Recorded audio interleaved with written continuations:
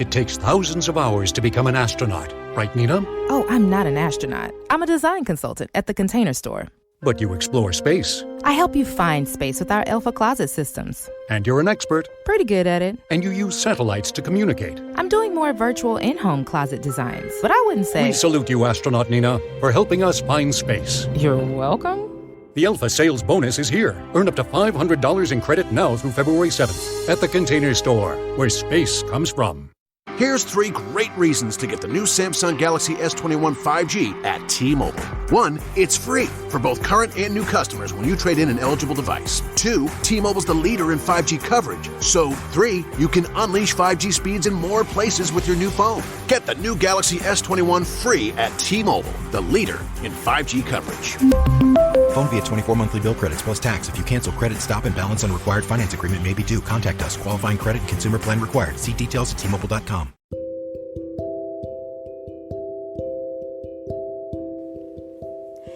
Hey, so today's podcast is presented by Podgo.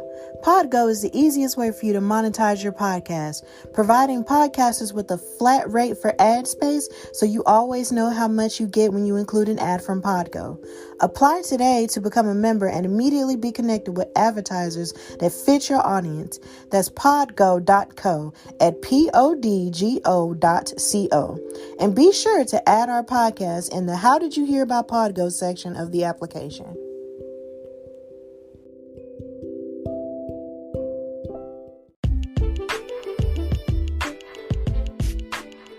Hey y'all, welcome to a new episode of the Hardy Wrestling Podcast with your girl Stephanie Hardy. Thank you so much for listening to the show. If this is your first time listening, and if this isn't your first time listening, thank you for your continued support of my podcast. Please like, share, and subscribe everywhere you listen to this show, and just continue to tell people about, the chill, positive, and passionate gospel of my show. So in this show, I got your news and gossip-ish, and there's some stuff that I really do want to talk about in a very strong way. And then I have predictions and cases for the Royal Rumble, which is happening this Sunday. And I have your weekly recap of your favorite shows for Raw, NXT, and SmackDown. Or I may just talk about how the Rumble coincides this year with all 3 shows. Actually, they're not incorporating NXT in the show, but they may have surprise people show up at the Rumble, so you never know. But anyway, thank you, and listen and chill to this new episode of the Hardy Wrestling Podcast.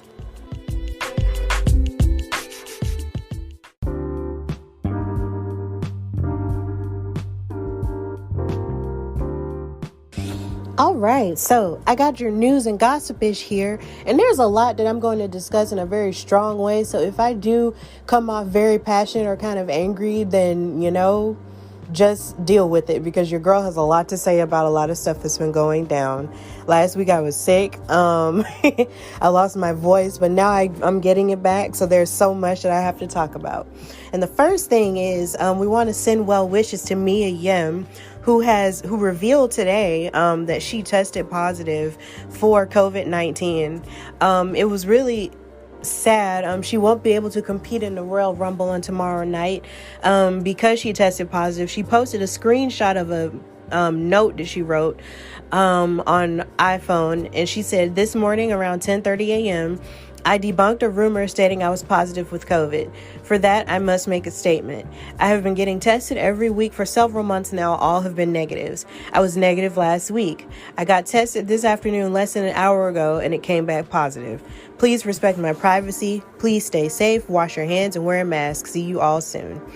I feel like this is kind of a tough break, considering she probably could have definitely benefited from performing in the Royal Rumble this Sunday, but safety first, and I really wish her the best. And it also makes me wonder if it's possible that maybe, since her and Keith Lee are in relationship with one another, if he'll even participate in the Rumble for the men, and he was definitely picked as a favorite to win out of the men's Royal Rumble.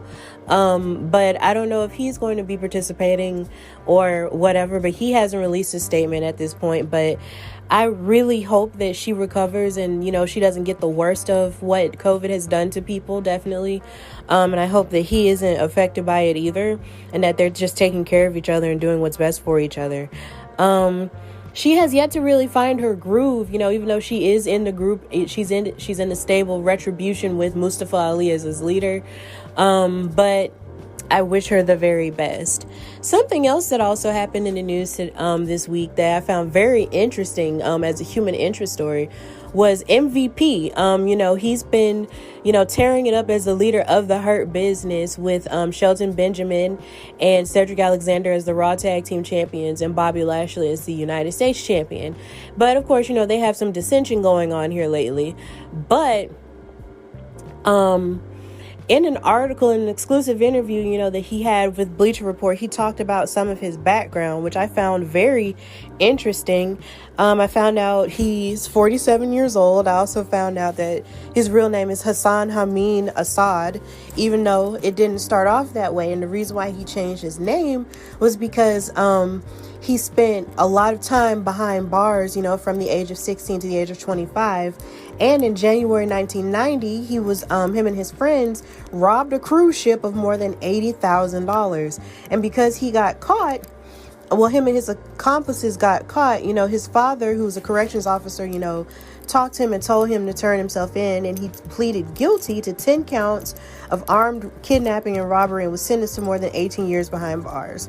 So he started a new life after he got out of jail and changed his name to Hassan Assad, and he turned his energy towards pro wrestling. And this is where he, of course, became MVP, and he went on to have a modicum of a lot of success, during his first WWE reign. And then he left that company and went to Impact for a while, and then he came back. And now then he said in an interview that one of his greatest inspirations for coming back to WWE and having that moment that he had at the Royal Rumble, surprisingly last year, where he was dressed up as Black Panther, was because of his son. And he really wanted his son to see him, inside WWE action, and WWE was interested in keeping him on, and that's how he's on now as a producer and as a leader of the Hurt Business.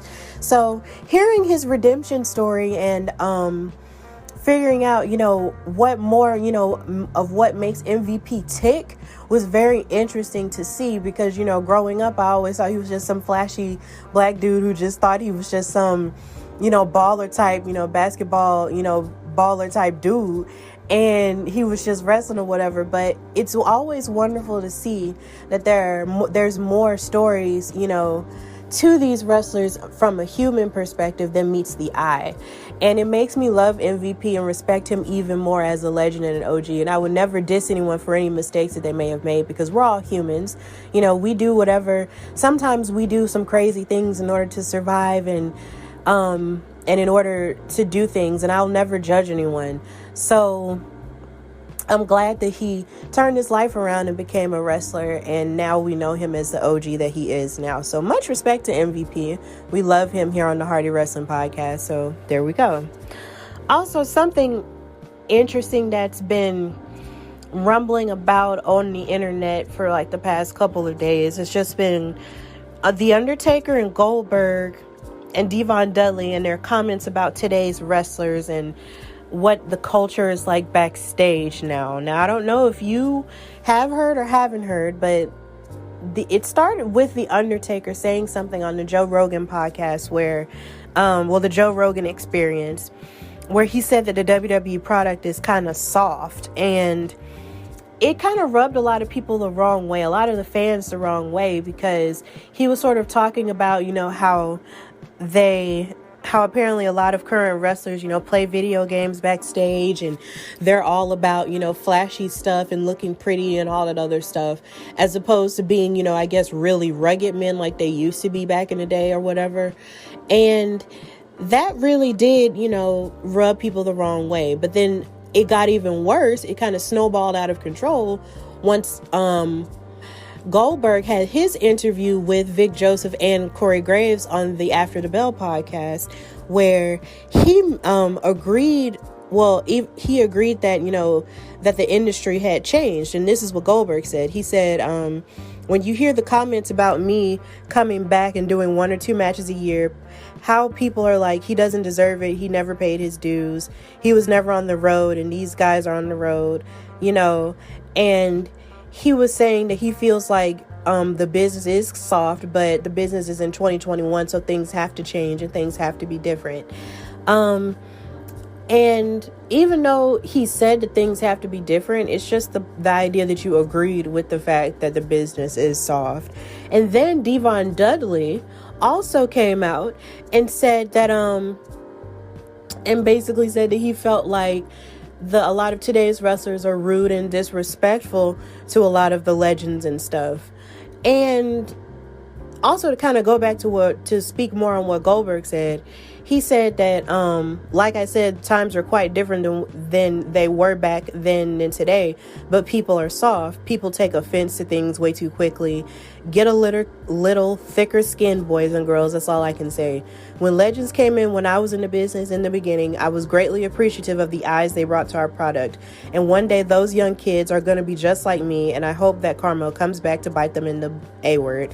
That's all I can say. Because at 54 years old, I don't know one of them that could be doing what I do. And I'm going to give my opinion on it.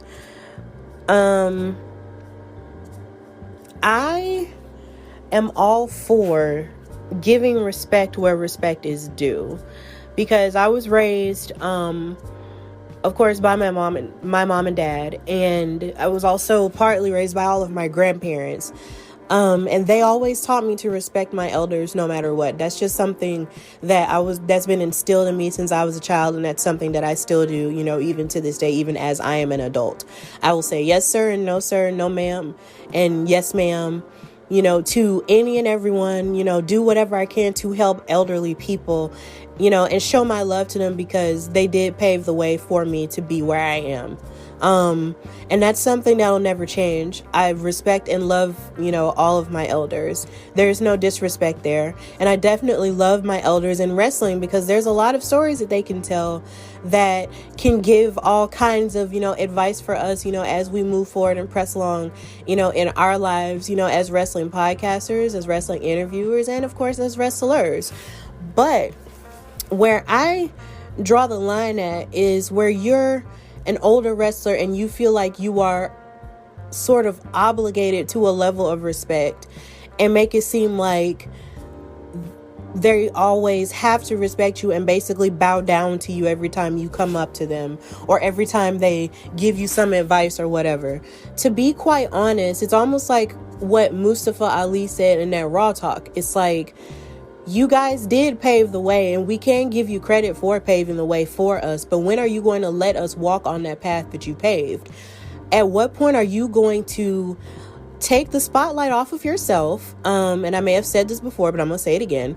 At what point are you going to take the spotlight off of yourself and stop riding on the pride of what you used to do, and actually let these boys and girls who are here actually, make their own mark, and not just think you're just obligated to respect, because respect is a two-way street. We can't respect you if you don't respect us as adults too.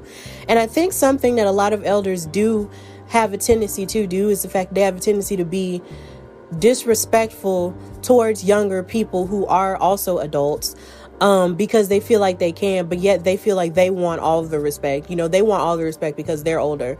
But at the same time, you don't want to give us any respect, from the experiences that we've had, and make it seem like our experiences are just as valid as your experiences. And I think that type of thinking kind of turns people off from wanting to continue to support you as an older wrestler, because you think everybody is obligated to probably bow down to you or kiss your butt or whatever.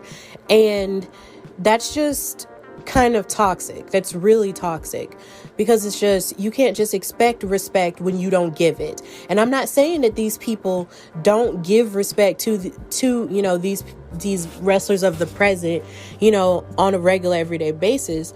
But at the same time, you can't just expect all these people to just respect you based off of what you did. That's great. You did all these amazing things to pave the way for these people, but you can't also expect them to just run up behind you and treat you like you're gods, because you're not. You're humans. So As much as I love The Undertaker for everything he's done, for character wrestling and kayfabe wrestling, and as much as I love Goldberg for everything he's done for his power stuff in WCW and how it contributed to WCW being as dominant as it was during the 90s, and as much as I love Devon Dudley for everything he did, for tag team wrestling, I don't take too kindly to them talking about how wrestling is soft now, because a lot of these people who are wrestling in WWE and in other promotions now came through the indies first, and even if they didn't come through the indies, they trained hard and worked hard to become what they've become now. And yes, they do have to focus on character, and yes, some of them may focus on their faces and all that other stuff, but some of these people have interests outside of wrestling that require them to focus on other things. Like The Miz, for an example, when during his character run, like say maybe in the 2010s, where he was talking about his face being a money maker, he's also an actor and he's also a TV star. So there's a level to keeping himself, pretty that I guess he has to do, because he's marketable, in other areas of his, career outside of wrestling. And then you also have people like Xavier Woods, who've created a platform, with his video game channel, Up, Up, Down, Down, which brings a lot of other eyes to wrestling that might have not otherwise paid attention to wrestling before. And of course, now he's going to be a host on G4 now that it's been rebooted.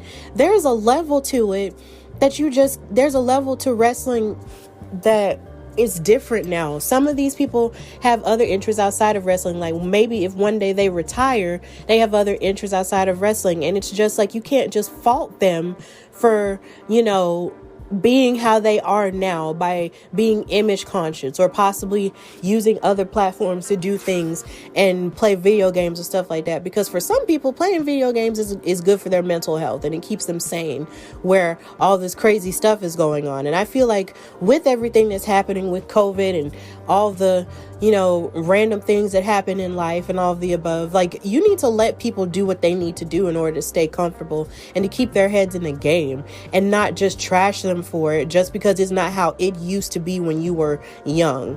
Like, stop it. It can't be like that. That was in the 90s and the 80s. This is 2021. Like, chill out. Like, chill out and hush. I mean, give advice where it is warranted, but don't just shoot off at the mouth just because you think you can.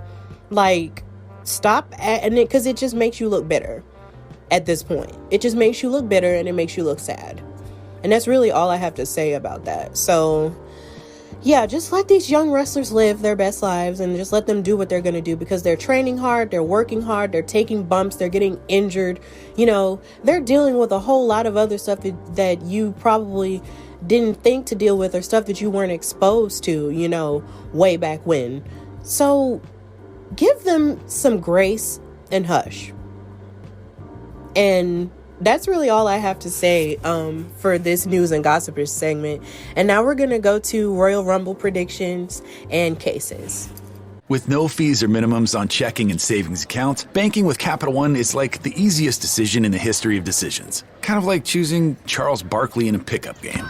We'll take Barkley. Ha! First pick. Sorry, kids. Yep, even easier than that. And with our top-rated app, you can bank anytime, anywhere, making Capital One an even easier decision. Okay, here's the plan. Pass me the ball every time. This is banking reimagined. What's in your wallet? New consumer accounts only. Approval required. Terms apply. Capital One N.A. member FDIC.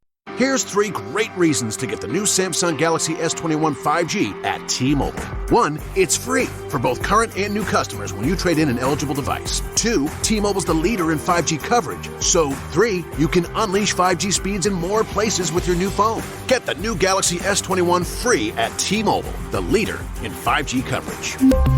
Phone via 24 monthly bill credits plus tax. If you cancel credit, stop and balance on required finance agreement may be due. Contact us. Qualifying credit and consumer plan required. See details at T-Mobile.com.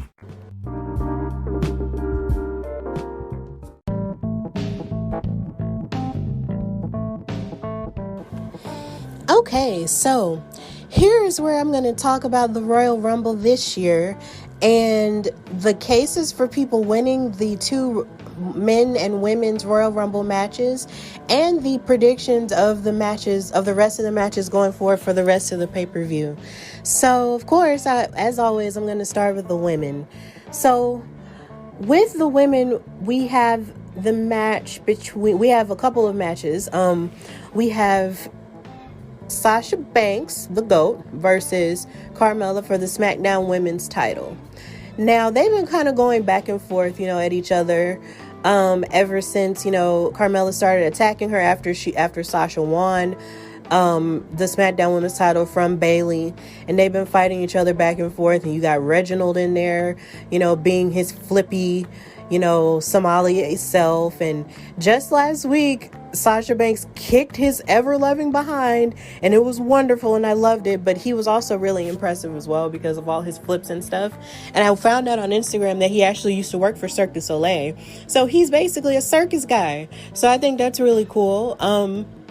But he also tried to offer Sasha Banks some wine on SmackDown last night too, but she turned it down and basically said that she's gonna break Carmella's jaw on Sunday. So to be quite honest, with them going back and forth at each other constantly, I don't see, as much as I love Carmella, I don't see her winning against Sasha Banks at this point, because heading into WrestleMania, you have and with their Royal Rumble match, you have the possibility of whoever wins the Royal Rumble Sunday going up against, any women's champion. That's Asuka, that's Sasha Banks, or maybe even Io Shirai, maybe, when it comes to NXT. I'm not sure if they're going to include that in the deal, but, it was included last year, so maybe it's safe to assume that they will. But they have the choice. And I can't imagine, even though there's a draw that Carmella does have, it's not as strong as Sasha Banks' draw right now.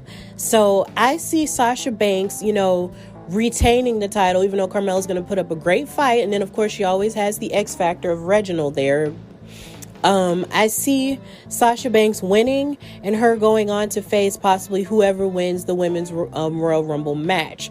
And then in terms of the women, we also have the women's tag team championship match between Asuka and Charlotte, who are the champions, versus Shayna Baszler and Nia Jax. Now, this has been going on Raw, and I feel like it's been kind of awkward because the way that they've been booking Charlotte and Asuka, they've had them separate from each other most of the time, with the exception of 2 SmackDowns ago where they fought, to retain their tag titles against the Riot Squad. And this was really interesting, but at the same time, on Raw, it's like they're never together, because Charlotte also has this feud going on with Lacey Evans, because Lacey Evans is currently trying to woo Ric Flair away from her. And it's really interesting how you have these 2 tag team champions who have these separate things going on. And then you have Asuka as the Raw Women's Champion as well, fighting Alexa Bliss, who also has this feud going back and forth with Randy Orton on behalf of the Fiend Bray Wyatt. And this past Monday, Asuka and Alexa Bliss had the main event where they fought for the Raw Women's Championship, and Alexa Bliss wound up, even though she almost wound up winning, she wound up losing because Randy Orton came out there and RKO'd her with his disfigured face. And the tag team titles have just been kind of taking the back seat to all of that. And it's been kind of disorganized, and for the life of me, I don't understand how is it that they're also planting seeds of dissension inside of Shayna Baszler and Nia Jax to possibly break up, but yet and still they still want to go after the tag team titles. And even though they started off in a tag team not liking each other to begin with, they still, had the ability to work together. And even though that makes sense, it's at the same time it doesn't make sense, because they've both declared themselves to possibly be in the Royal Rumble as well. So either you want to be solo or either you don't want to be solo. Like, you can't have it both ways. Make up your mind. And I would just prefer for the both of them at this stage, to just separate, because I believe Shayna Baszler deserves to have a little bit of a solo run towards the Raw Women's Championship, so she can sort of beef back up her little momentum that she had last year, but then it just got deflated because she lost the Royal Rumble and then she lost her match against Becky Lynch. There's just more that Shayna Baszler could be doing at this point, other than tagging with Nia Jax, who's just somehow, she's just, I don't know. I'm kind of on the outs with Nia Jax at this point, because I don't know if she means to hurt people or not at this stage, you know. So it's just kind of like, I don't know. Like, I just need for the women's tag team titles to actually have some meaning and to actually have some teams to actually go after it. And for them to actually book it in a way that makes sense, because that's been one of the weird parts of Raw that just don't make sense to me. So I predict that Asuka and Charlotte might retain. That is, unless, of course, Lacey Evans goes out there to try to ruin Charlotte and take her focus off the game, and then Nia Jax and Shayna Baszler retain. Well, not retain, but win the titles again.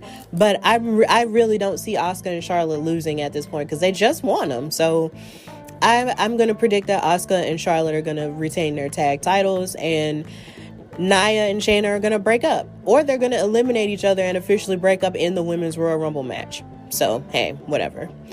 And when it comes to the Women's Royal Rumble match, I'm trying to decide really who could, you know, surprisingly show up and be a surprise entrant. Of course, you have all of your legends and stuff who could very well come back and be a surprise entrant. You have your Jacquelines, you have your Molly Hollies, you have your Trish Stratuses, your Litas. You know, you have all of those amazing people. You even have Melina at this point who could come back and, you know, be in the match or whatever. And then you also have people from NXT who could come in the match as well, like Shotzi Blackheart, like Rhea Ripley, who hasn't been on NXT television since she lost her last woman standing match against Raquel Gonzalez. I have a huge feeling that she might show up and make some mad waves. But the person that I am predicting to possibly win this Women's Royal Rumble match is Bianca Belair. I literally don't see anybody else winning. I don't see anybody else with all the momentum, with all of the hoopla behind them other than her. I mean, because the baby girl has been on a roll. I love her so much. She has been on an absolute roll. Her WWE Chronicle just came out, where we learned that she dealt with depression and with eating disorders when she was an athlete in high school and also in college. Like, she dealt with a lot of, you know, things that sort of, you know, kept her down until she found CrossFit. And then through CrossFit, she wound up gaining the attention of Mark Henry, who said she should come to WWE. And now she is a homegrown star. And now, you know, in her first year on the main roster, she has made such a huge splash. Like, I don't see anyone else truly coming in and winning this match other than her. Because if she wins and she faces Sasha Banks for the SmackDown Women's title, you have money there. You have Sasha Banks, who is arguably the GOAT and could put on a great match with a broomstick. And then you have all of her star power, you know, with everything she's brought, you know, within the past year, with the tag team that she had with Bayley and the feud she had with Bayley. And then with her being on Star Wars, The Mandalorian, and everything she's done. And then you also have Bianca Belair with everything she's done. And even with her being in a Truth commercial for smoking and all that other stuff and vaping. Like, it would just be amazing to watch these two, you know, wrestle each other. And on a personal note, it would mean the world to me, because you've also, I don't know if this has ever truly happened in terms of history.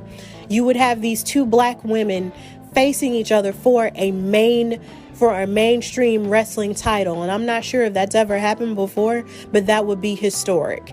And for someone like Bianca Belair, who wears her pride in her heritage on her sleeve, and with Sasha Banks, who is, you know, the cousin of Snoop Dogg, who also, you know, wears her heritage on her sleeve, it would just mean the world to me on a personal level if these two black women were able to show their best selves in this match. And quite frankly, at WrestleMania, I wouldn't even know who to root for. I would just sit and watch that match and just see what outcome would happen and just be happy either way that it happened. So I am predicting for Bianca Belair to win the entire thing, and I'm not going to be a negative person and feel some type of way about her, you know, beating Bayley this past SmackDown, and, you know, having And then with Bayley sort of staring at her in this evil way, you know, after she lost the match and everything, I'm just going to be positive and just, you know, manifest that the EST of WWE is going to be the EST of the Royal Rumble and be the EST of Mania. So yeah, I'm predicting Bianca Belair. There's literally no one else in my mind that could win it. That is it. That is all. And that's it.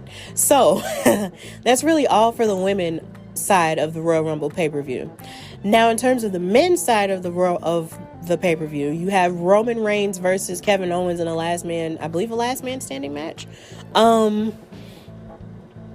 This feud has been absolutely entertaining, and they took it up to another level on this past SmackDown because they had a face-to-face, but not really a face-to-face because, you know, COVID and stuff, where they talked at each other, and Roman Reigns just took like the worst digs at Kevin Owens' family and was throwing mad shade at his bloodline and his grandparents and all that other stuff, and Kevin Owens just wasn't having it. So I'm predicting that we're going to see a whole nother level of intensity from Kevin Owens, but ultimately he's not going to win because Roman Reigns is Roman Reigns and he's the tribal chief and the head of the table. So Roman Reigns is definitely going to win, but I'm going to predict that Kevin Owens is going to lock into another savage level of him that we've also never seen. And also for the men's side, we have Drew McIntyre versus Goldberg for the WWE Championship. And even though they work together with their whole spear and Claymore kick spot on The Miz and John Morrison this past Monday, and how cool that was, if Goldberg wins, I'll be pissed. And I'm just going to say that. Like, I'll be very angry if Goldberg wins this match, because here again, you'll have WWE depending on nostalgia for the sake of WrestleMania, as opposed to depending on their champion who's been carrying the company on his back since the pandemic era started. And I just don't need that to happen. And especially since Goldberg said all that stuff he said about people not showing them, you know, respect and all this other stuff when Drew McIntyre has done nothing but show respect to the people who came before him. It literally makes no sense. So I'm just kind of done with Goldberg at this point. A part of my childhood would always love him for the joy he brought me when I was a child, but I'm no longer a child. I've put away childish things, and I am a grown woman. And grown woman Stephanie is tired. Grown woman Stephanie is tired of Goldberg just popping up and just skipping the line and getting titles. And getting titles and title shots. I'm tired of it. So I'm predicting that Drew McIntyre is going to win. Drew has to win at this point, because if he loses after he just kind of got it back from Randy Orton and has to toss his belt, you know, that he's been carrying the company with all this time to somebody who isn't going to be on television as much until it's time for WrestleMania in April, then that would have just been a waste of my time and everybody else's time. So yeah. Also with the men, really, I'm not even sure if they've announced an IC title match with Big E and someone. He has a lot of people he would fight with at this point, so I'm not sure if he has a match, and I'm not necessarily sure if he's going to be participating in the Royal Rumble. I hope he is, because he was definitely one of my favorites to win, and I think I'm going to go to the men's Royal Rumble match simply because of the fact that I have so many favorites to win in the men's match that I'm just going to talk about them all. And I have probably about like a top 5 or 6 people who I would be happy with if they won. If I see the case for a lot of men here winning, I see the case for Mustafa Ali winning the Royal Rumble, because he has a chip on his shoulder that's huge, and it's a chip that's lasted for 2 years now, and it's absolutely intriguing to see him sort of go from being this sweet guy to being the guy who was backstage, you know, watching everybody on camera, to the leader of Retribution. And now you see him attacking Xavier Woods constantly because he has a beef with Kofi Kingston for taking away his opportunity that he probably would have had at WrestleMania 2 years ago. But Kofi took his place, and then Kofi Mania happened, and I have no regrets about that because it was amazing, and I've talked about it too many times on this show, so I'm not going into it right now. But Mustafa has a giant chip on his shoulder, and he has something to prove. And what was funny about Raw was the fact that when he was attacking and beating up on Xavier, he said that, since Kofi Kingston can't participate in the Rumble this year, I'm going to take his place, which was basically, circling back to how Kofi took his place at the Elimination Chamber 2 years ago, which led to him going on the Kofi Mania run. And I thought that was really smart storytelling on their part.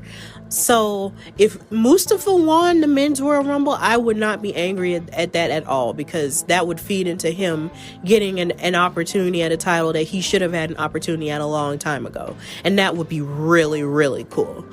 And then if he were to win the title, then you'd have Kofi trying to get it back again, because he hasn't really had another title run since he lost to Brock Lesnar. So that would be really cool too. So there's the case for Mustafa Ali. Then there's also a case for Cesaro. Cesaro has never won a Royal Rumble at all. And he has had so much momentum and he has so much athleticism to offer. Like, he's one of the best ring generals that WWE has had in the past 10 years. And he would definitely deserve a championship run, if anybody would deserve one. Because he's had other championships, but he's never really had a chance to go after the big one. And I would love if he had an opportunity. And he's been sort of getting beefed up and pushed a little bit on SmackDown as well. So I would love for him to get an opportunity too. Then there's also the case, of course, for Daniel Bryan, who has also never won a Royal Rumble. And when it came to him being and having a Royal Rumble moment, the one thing that people remember is, of course, Philadelphia, where he got in the match but then got eliminated, and Roman Reigns won, and everybody booed him out of the building, even if The Rock came out there and, raised his hand and all the other stuff. Nobody cared, because they wanted Daniel Bryan to be the guy. So if he had a chance to win the Royal Rumble, I wouldn't be mad at that either entirely. But the thing about him is that he's had title opportunity after title opportunity without having to win the Rumble. So I think that would be my only gripe against it, but I wouldn't mind him either. Now, I'm also going to make the case for Shinsuke Nakamura, even though he has also won a Royal Rumble, even though, he wound up not, winning the title from AJ Styles at the time he won it. If he won the Royal Rumble, I would be really excited about that, because he'd be a 2-time winner, and there are only so few people who won it, more than once. So if he was one of those people to win it another time, that would be really cool too. And he's been sort of getting a push. They've given him his old music back. It's possible that him and maybe Cesaro might be breaking up, because he's turned face. So I don't know. We'll see. But I think Shinsuke would have a good case for winning as well. Now, the two people who I would want to win it the most, though, is definitely Keith Lee and Big E. And yes, a part of it is the fact that they're both black men. But there's the point for Keith Lee is the fact that he had a championship opportunity against Drew McIntyre, and he proved without a shadow of a doubt that he could stand toe to toe with that man and take him to the absolute limit. And they had one of the best matches that's been on Raw in the past couple of months, and Raw's been on the struggle bus, right? But here's the thing. If Keith Lee were to win it, he would have an opportunity against Drew McIntyre, or possibly Goldberg again. And, not Goldberg again, but just Goldberg. And they could fight each other, and it would be amazing. But there's the case for Big E too. He has been on a singles run ever since they split up the New Day on 2 different shows. And we've sort of been seeing him face these, amazing, pillars in the WWE, like Sheamus. And he's been having a great program with Apollo Crews, who has been sort of getting like this devilish advice from Roman Reigns. And Apollo Crews has been trying to win the Intercontinental Championship from him. And then you also have Sami Zayn trying to win the championship from him as well. But I find that him against Apollo, who's been, moonlighting with Roman Reigns, more intriguing, because in that case, he would have a beef with Roman possibly out of, that happening. So Big E, if he won the Royal Rumble, I would be ecstatic for him. And he would have a run that's almost similar to Kofi's. And if he won, the WWE Championship or the Universal Championship, then that would be absolutely fantastic for him. And he would definitely deserve it, considering he's never had a chance at a main title, at a big title like that, either. And so those are really all the people who I have in mind to win that men's Royal Rumble match. But, you never know what could happen, and you never know what type of surprises might pop up. So all we can do is watch, tomorrow night and see what happens. So that's really all I have for Royal Rumble cases and predictions. And now we're going to go to our recap.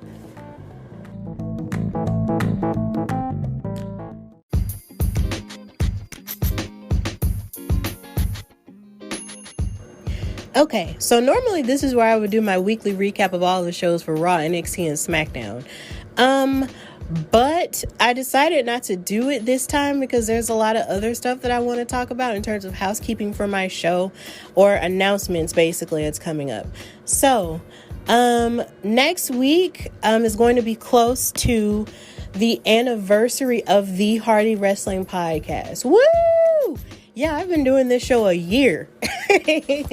So to celebrate, I'm probably just going to release an episode sort of talking about my journey, about, how this started, more about how it started, other stories, to tell about my other experiences since I've started, and what my hopes are for the podcast going forward. And I'm just really excited, because when I started the show, it was after the Royal Rumble last year, and so much was going on. There was so many stories that were popping off, in wrestling, and there was still so much that I didn't know about, wrestling from outside of WWE, but I just knew there was something that I wanted to talk about and say. So that's what made me start the show. And I have learned so much and done so much, and I want to be able to talk about that. So in this next episode next week, I'm probably going to discuss that a whole lot more, from where I came from, and, how far I've gotten and how much further I hope that I can go. So the anniversary is actually February the 8th of 2021. And, that's also the day I start a new job too. So there's a lot going on in my life. My life is constantly in flux, but I think that's just the life of a millennial anyway. So that's what's going on with me. So like I said, the anniversary is February the 8th. So if you have any well wishes you want to give, or any questions you want to ask me about wrestling, or ask me about, how I started or why I started, and all of the above, and any ideas you want to give for my show and where it could go from here, please do that. I'm going to talk about where you can follow me after I give all my announcements. Also next month, since it is Black History Month, and I am a Black female podcast host in wrestling, I'm going to be holding interviews with 3 of my closest heroes that I hold to my heart in terms of wrestling podcasting. I'm going to be interviewing them for the first 3 weeks of February. I'm going to be interviewing them. The first interview is going to be Janelle from the HR from the Jobber Tears podcast. And actually all of them are the co-hosts of the Jobber Tears podcast.